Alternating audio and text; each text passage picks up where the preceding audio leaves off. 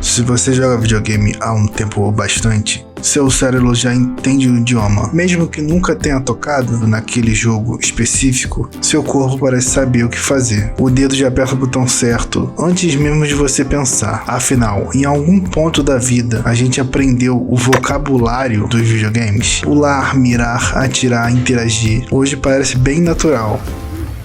Mas foi algo que a gente foi absorvendo jogo após jogo, geração após geração. Só que os jogos não ficam parados. A cada geração, eles foram ganhando camadas, sistemas, menus e combinações que mais parecem códigos secretos. Um simples combate pode envolver 10 botões diferentes. E o tutorial é essa parte que deveria traduzir tudo isso. A tentativa de simplificar o complexo acabou criando outra barreira: a do excesso. E é aqui que entra o dilema. Como alguém que nunca encostou em um videogame deveria reagir a isso tudo? Como entender uma linguagem que já evoluiu tanto que nem sempre faz sentido nem para quem fala fluentemente? That's the skill tree?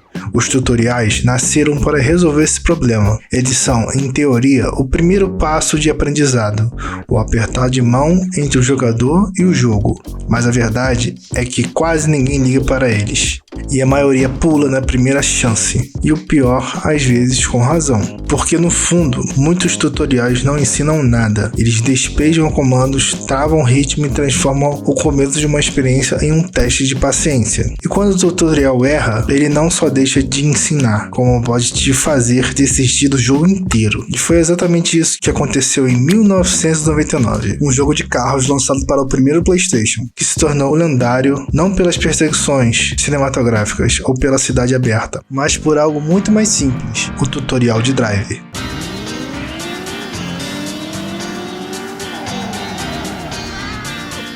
Em 1999, o PlayStation já era o rei das locadoras.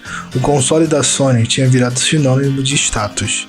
Era o sonho de consumo de qualquer adolescente que passava as tardes entre Winning Eleven, Resident Evil e fitas rebobinadas na caneta. Foi nesse cenário que surgiu o primeiro Driver, da Reflection Interactive, um jogo que prometia algo inédito: viver a fantasia de um dublê de filme de perseguição, dirigindo livremente por cidades como Miami, Nova York e Los Angeles. Tudo no mundo 3D, antes mesmo do GTA da área 3D existir. Mas antes de você sair por aí sentindo o Steve McQueen, The Bullet, o jogo te trancava dentro de uma garagem.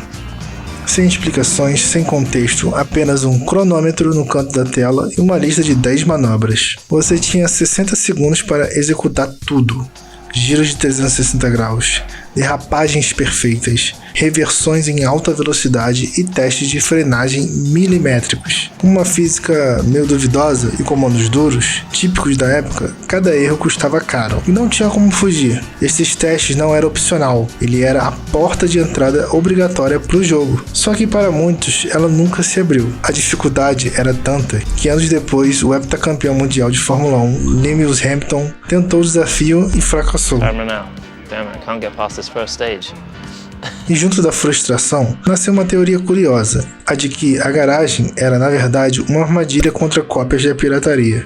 Na época, muita gente acreditava que os jogadores que tinham disco pirata ficavam presos porque o manual original trazia instruções detalhadas de como fazer cada manobra. Quem comprava o jogo original entendia o que fazer.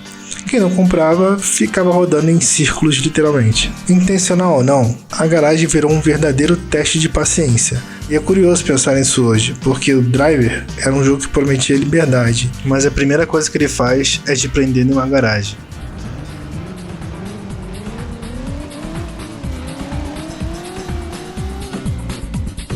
Saindo da garagem e subindo aos céus, o ano era 99. No mesmo Nintendo 64 que recebeu Ocarina of Time, 007 Golden Gear, nascia um dos jogos mais infames da história, Superman 64. A produtora Titus Interactive prometia algo grandioso. Você era o Superman, o herói mais poderoso do planeta, voando livremente por Metrópolis, salvando civis e enfrentando vilões clássicos. Pelo menos era isso que a propaganda dizia. Logo ao iniciar o jogo, você é jogado dentro da cidade fantasmagórica de Metrópolis, coberta por uma névoa cinza e espessa. Sem aviso, Lex Luthor dizia: se você quer salvar seus amigos, resolva meu labirinto. Então, o tutorial começava. Diante de você, dezenas de argolas suspensas no ar. E o jogo não explica nada. Você tenta voar e descobre que o controle Superman é a pior coisa que você já viu na sua vida. A sensibilidade é absurda, a câmera trava. O resultado disso tudo é um mini-jogo de tortura, uma corrida contra o tempo, passando por argolas invisíveis que se movem mais rápido que sua paciência. E esse momento, que deveria ensinar a principal mecânica do jogo, o voo, acabou virando o símbolo do seu fracasso. A primeira impressão era tão ruim que muitos jogadores nunca chegaram a sair do tutorial. E de certa forma, isso era um resumo perfeito para o próprio Superman 64, um jogo que prometia liberdade absoluta. Afinal, você controla o Superman, um personagem que pode voar para qualquer lugar, erguer carros como se fosse papel e atravessar a cidade inteira em segundos. Mas, em vez disso, o jogo te coloca em um labirinto invisível de argolas, onde você mal consegue enxergar, mal controla o voo e a sensação de poder simplesmente desaparece. Se Superman 64 falhava ao tentar ensinar um básico, Assassin's Creed surgiu um caminho oposto. Nem todo erro de tutorial vem da dificuldade. Às vezes, o problema está no ritmo. A franquia de Assassin's Creed é um exemplo claro de como ensinar demais também pode afastar o jogador. O primeiro jogo da série, lançado em 2007, ainda estava descobrindo o próprio formato. O tutorial acontecia dentro do Animus, o sistema de simulação de memórias. Era uma boa ideia, dentro do universo do jogo.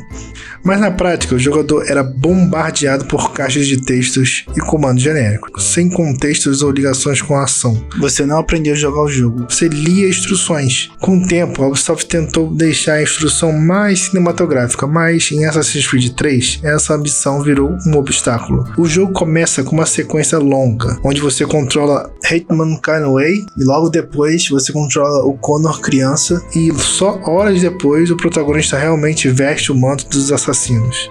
A narrativa é sólida, cheia de momentos interessantes, mas o jogo insiste em interromper o ritmo com tutoriais fragmentados. Pequenas lições espalhadas no meio da história. Você passa tanto tempo aprendendo o básico que esquece o motivo de estar ali. Não um tutorial ruim, é um tutorial que não acaba. E quando o jogador percebe, a introdução já consumiu o mesmo tempo que levaria para zerar um outro jogo inteiro. Se Assassin's Creed te incomoda pela enrolação, existem tutoriais que erram por outro motivo. Não é o tempo, não é a história, é o jeito que eles falam com você, como se achasse que você não sabe de nada. T82, lançado em 2011 pela CD Projekt Red, chegou carregado de missões, gráficos de ponta, narrativa madura e combate reinventado.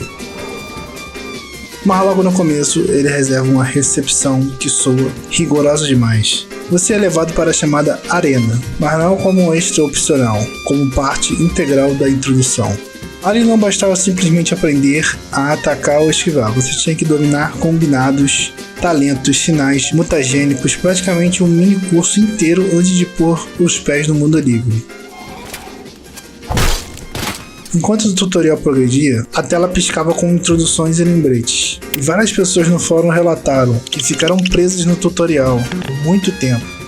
Para muitos, foi o momento em que o jogo mais explicava do que jogava. O pior é a dificuldade já estava alta, mesmo para quem só queria aprender. Alguns jogadores relatam ficarem presos porque as instruções deixavam lacunas ou controles confusos, travamentos, bugs e uma sensação de se você não entender tudo de primeira, tchau. No final, ao invés de te guiar suavemente, o tutorial exigia que você seja um especialista no sistema do jogo desde o início. Começar um grande RPG sentindo que já está atrasado para aprender, e aí o tutorial deixa de ser um ensinamento e passa a ser mais uma barreira. Porque quando a parte introdutória te exige mais domínio do que o jogo principal, muitos simplesmente desistem, mesmo quando a história e o mundo prometem tanto.